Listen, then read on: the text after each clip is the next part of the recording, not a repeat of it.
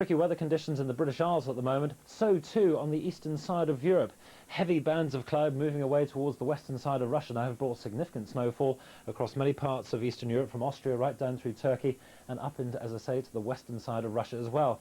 And blizzard conditions too. You see the number of isobars wrapped around that low pressure. Quite a different story though as we move back towards the high pressure, which stretch into the heart of the continent and right back through the British Isles and on into the Atlantic. A slight change on the way, these fronts diving around the northern flank, bringing more strong winds and some snowfall down across northern parts of Europe in the next few days.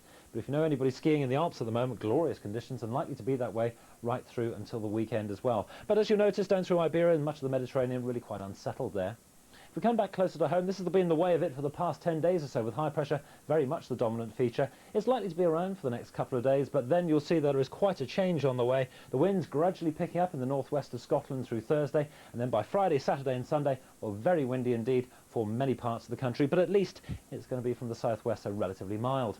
That's going to help to blow away some of the poor air that's been affecting parts of Northern Ireland, and I think over the next few days, slowly we'll see an improvement in the general air quality across the country.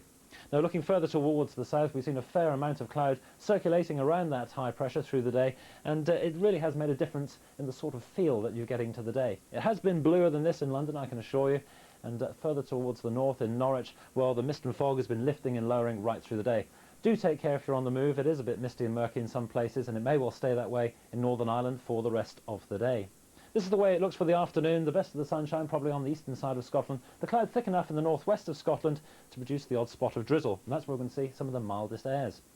Now, overnight, I think we'll find that cloud thickening all the while across the north. Further south, the cloud much more unreliable, and I think that's going to be the formation of more fog. And even at this distance, I think we're going to see quite a prediction here for more in the way of frost and for fog as well overnight in many inland areas of the British Isles.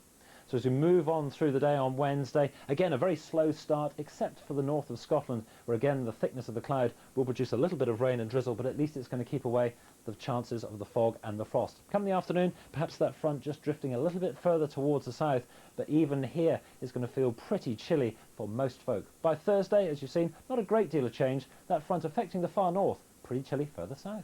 Bye-bye.